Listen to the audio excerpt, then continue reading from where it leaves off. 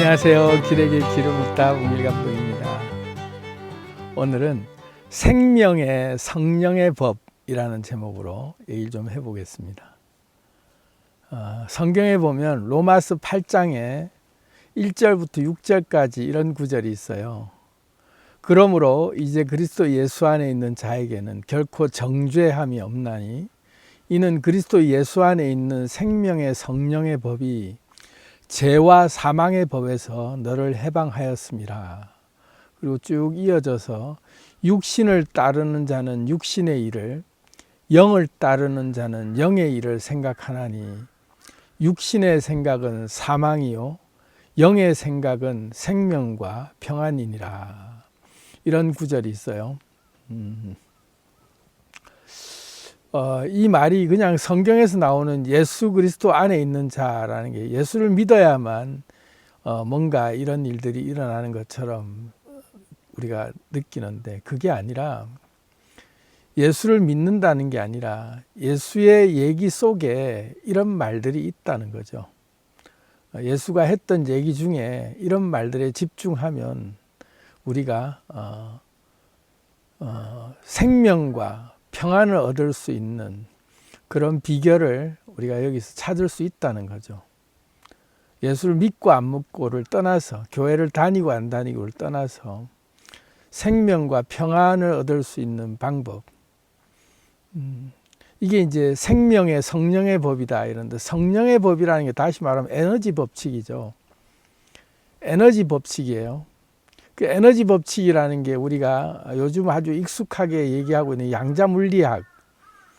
양자물리학이라고 하는 미시세계에서 작동되고 있는 미시세계의 에너지 원리들, 흔히 코펜하겐 해석이라고 불려지는 뭐 관찰자 효과라든지 불확정성 원리라든지 상보성의 원리라든지 양자도약의 원리라든지 뭐 동시성의 원리라든지 또 양자 얽힘이라든지 또 뭐 양자 지우개 효과라든지 이러저러한 그 법칙들로 불려지는 여러 가지 에너지 원리들이 에너지 세계에서라고 하는 미시세계, 다시 말하면 우리 눈에 안 보이는 영의 생각, 영의 일, 성령의 법이라고 얘기할 수 있는 에너지 법칙 안에서 작동되는 그런 어떤 현상들이, 우리가 이런 부분에 집중을 하면 육신의 생각은 사망이요 라고 할 때 육신을 따르는 자는 육신의 일을 생각하고 영을 따르는 자는 영의 일을 생각한다 할 때, 육신을 따르는 자가 육신의 일을 생각한다는 말이 무슨 말이냐면, 우리가 물질에 함몰돼 있고 현상에 집착하고 변하고 사라지는 현상에 우리가 늘 함몰돼서 거기에 쫓아다니다 보면 늘 불안해할 수밖에 없죠. 우리가 내 삶이 계속해서 입자와 이 물질의 어떤 그 현상들에 우리가 늘 거기에 가치를 두고 살아가면 사라져버리고 변해버리는 현상인 물리법칙에 우리가 계속 불안해하면서 쫓아다닐 수밖에 없어요.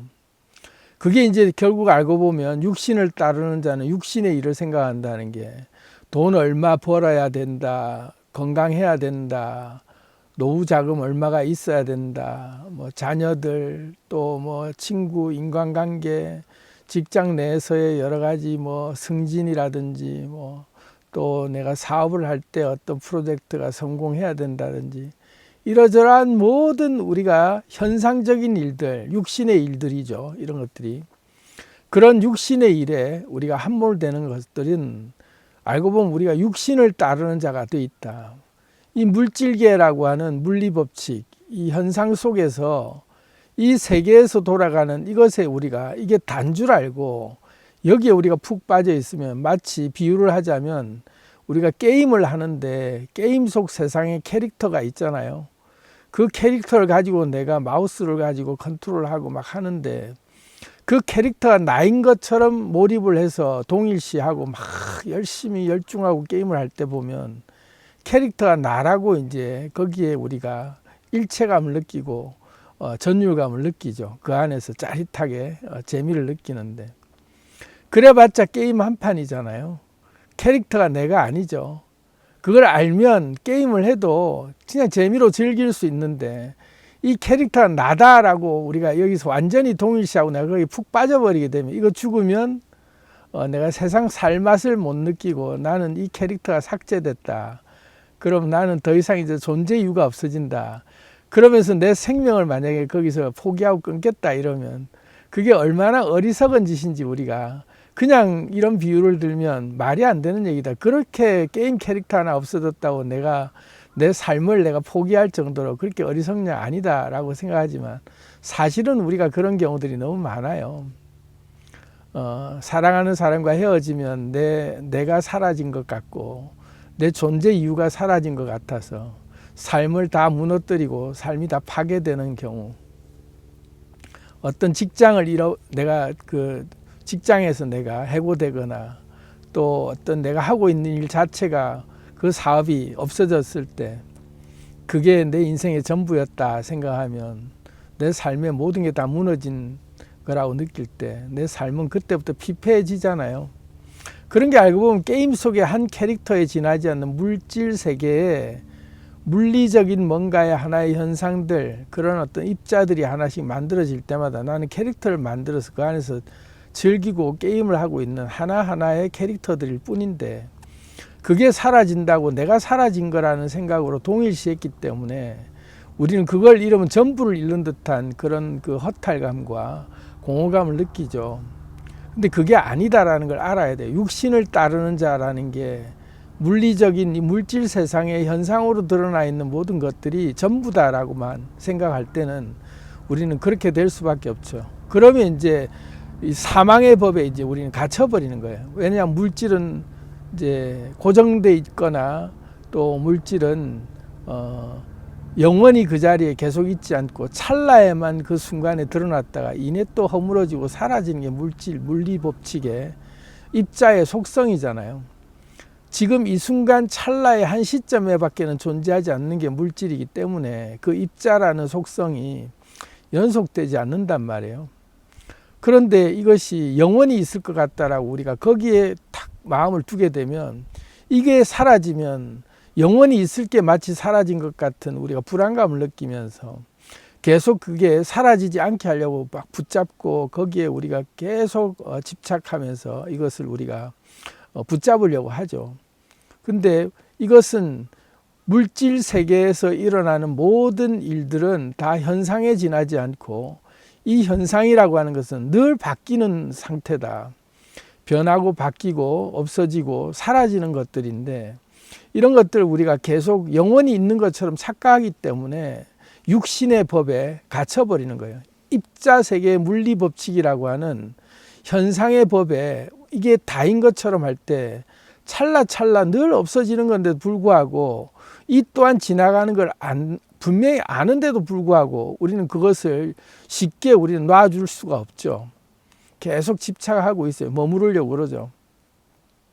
근데 또 지나고 보면, 그래 그때 그렇게 고민했던 게 언제 그랬냐는 것처럼 아예 그냥 생각조차 안 드는 고민들이었던 거라는 걸 알게 되는데, 그 순간에는 그걸 내가 마치 잃으면 전부를 잃는 것 같은 허탈감에 빠지고 불안해 하잖아요. 이런 게 알고 보면 육신의 법이라고 하는 물질의 법칙, 물리법칙이라고 하는 유턴역학, 사라지고 변해버리는 현상인 물리법칙에 우리가 갇히는 거죠. 그런데 우리라는 존재 자체가 물질을 만들고 속성을 결정짓는 에너지, 생명의 에너지 법칙에 우리가 주체라는 걸 알면, 아, 맞구나. 내가 관찰자로서 모든 것들을 관측할 때마다 관측 대상인 어떤 그 대상들, 그게 사람이 됐건 사건이 됐건 사물이 됐건 그 무엇이든 간에 그 모든 것들이 그 순간에 나의 관점이라고 하는 나의 관측 행위에 따라서 그 순간 속성이 정해지고, 다시 말해 입자의 형태와 성질이 결정된다 할 때 그 입자, 그 대상을 바라보는 나의 관점에 따라서 그 현재 벌어지고 있는 현상에 대한 모든 것들의 속성값이 내게만 따로 적용된다라는 걸 우리가 알면, 아, 매 순간마다 내 기분에 따라서, 날씨에 따라서, 순간순간 나는 내 컨디션에 따라서 계속 그 대상이라고 하는 게 고정돼 있지 않고 나는 늘 달리 해석하는구나. 이걸 우리가 알자는 거죠. 그렇게 되면 그때부터 내 관점이 어떻게 바뀌냐면 관찰자의 관점으로 바뀔 수 있어요. 양자 물리학, 에너지 작동 원리에 우리가 집중할 수 있다면 우리는 비로소 생명의 성령의 법에 의해서 우리가 움직이는 세상에 내가 존재할 수 있게 된다. 계속 파도처럼 그 순간만 존재하고 또 이내 사라져버리는 물리 현상의 법칙, 물리 법칙이라고 하는 이 거시 세계에서 일어나는 모든 것들은 현상 세계에서의 물리 법칙들을 설명하고 있지만 이건 다 계속 변할 수밖에 없는 것들이죠. 역사에 따라서 가치관도 바뀌고 양심이라고 하는 잣대도 바뀌고 도덕도 바뀌고 윤리도 바뀌고 법이 다 바뀌는 것이 나라에 따라 바뀌고 모든 게 다 상대에 따라 다 바뀌는 게 절대적인 뭔가가 없다. 그럼 이걸 정하는 주체가 누구냐면 관찰자인 각자의 그 관찰자로서의 우리가 대하는 사람마다 받아들이는 게 다르게 받아들이는구나.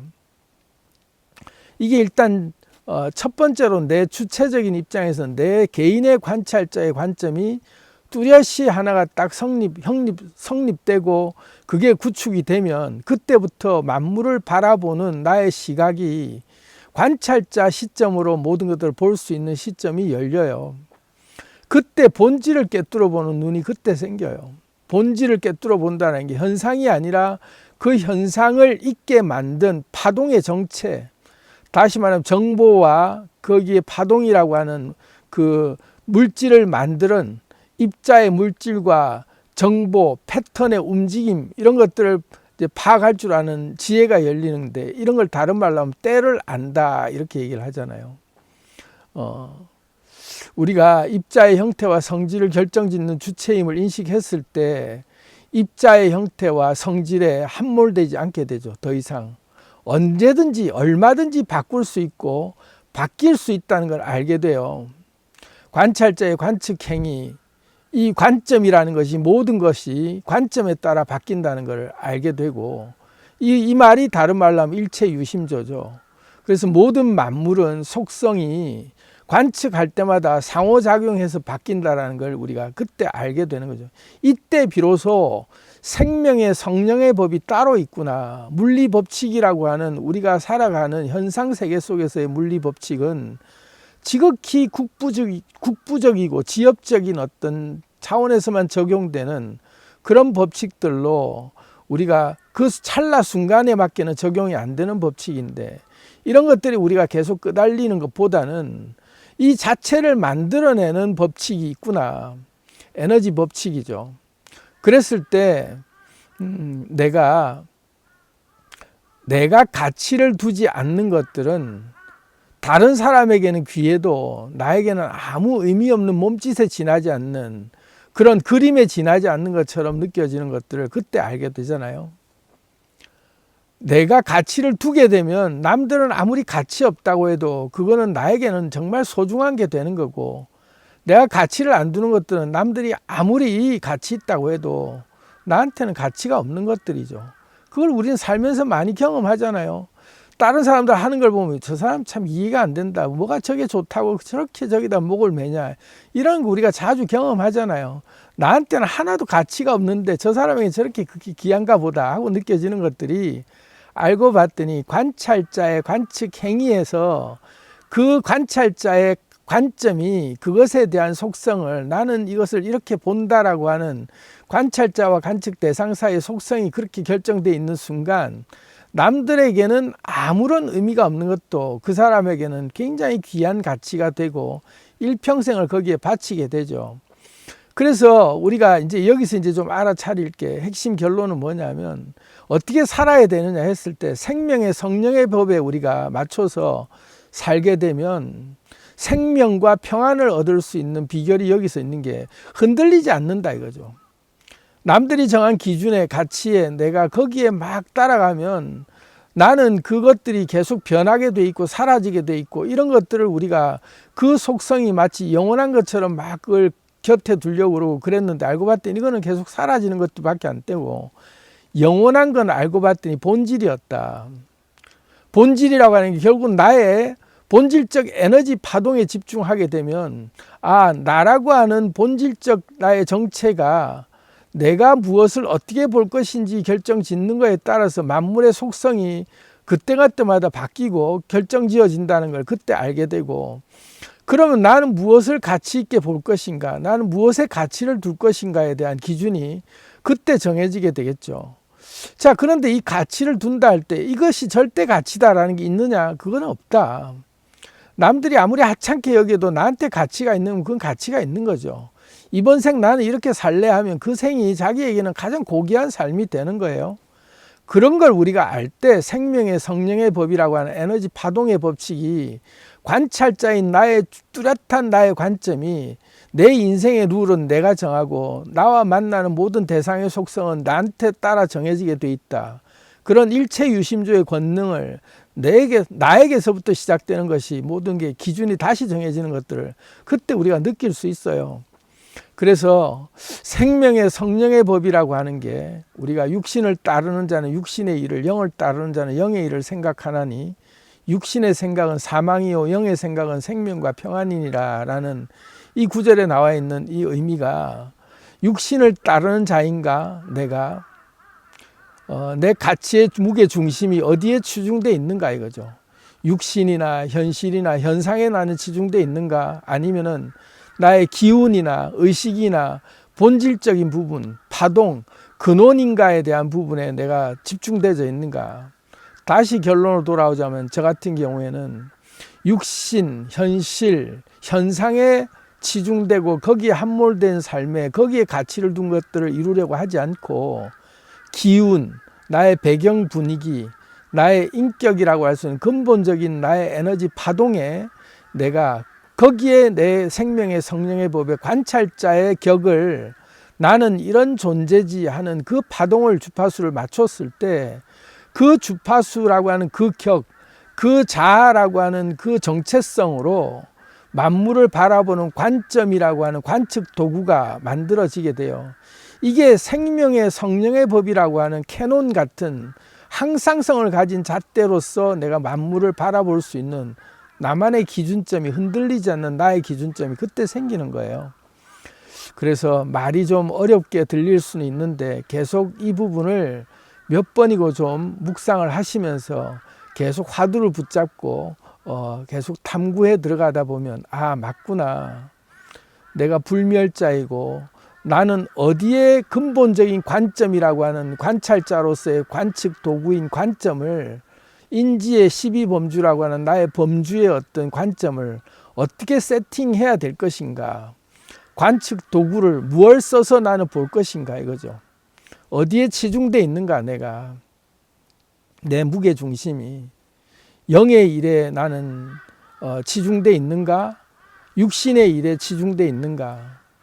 육신을 따르는 자는 육신의 일을 생각하고, 영을 따르는 자는 영의 일을 생각한다 할 때, 이게 무슨 기독교적인 영이나 육신이라고 표현하지 말고, 내가 물질계에 함몰되어 있는가, 아니면 근원인 에너지, 나의 배경 분위기, 나의 근본적인 나의 기운에 내가 여기 이걸 따르려고 하는가. 거기에 극명하게 갈리는 게 관찰자의 관점이 바뀌어버려요. 입자로서의 관점이 될 때는 육신의 법을 따르는 자는 결국은 내가 죄와 사망의 법에 매일 수밖에 없다. 왜냐하면 늘 없어지고 늘 변하는 것들에, 그걸 우리가 그 가치라고 두고 잡으려고 그러고 그걸 유지시키려고 하니까 늘 불안할 수밖에 없죠. 근데 생명의 성령의 법인 에너지 파동의 핵심에 딱 집중하기 시작하면, 모든 게 변하는 게 내 에너지에 따라 변하는구나, 내 기분에 따라 변하는구나, 내 관점에 따라 변하는구나 하는 게, 어디 딴 데서 찾을 게 아니라 나한테 모든 게 키가 있구나, 모든 변화는 근본적인 열쇠가 나한테 있구나. 그래서 베드로에게 예수님이 뭐라고 했냐면, 내가 하늘의 천국의 열쇠를 너에게 주겠다. 네가 땅에서 매면 하늘에서도 매일 것이요, 네가 땅에서 풀면 하늘에서 풀릴 것이다. 천국의 열쇠를 쥐고 내 관점에 따라 모든 걸 닫기도 하고 열기도 하는 그런 나한테, 관점이라고 하는 그 어마무시한 나한테는 권능이 이때 있구나. 이게 생명의 성령의 법을 내가 룰이라고 하는 법칙이 작동되는 게 나만의 법칙으로 내 인생의 룰이 내가 쓰는 룰이 이런 것에서부터 만들어지는구나를 우리가 경험할 수 있어요. 그래서 오늘은 생명의 성령의 법이라는 제목으로 말씀을 좀 드려봤습니다. 사랑합니다. 안녕.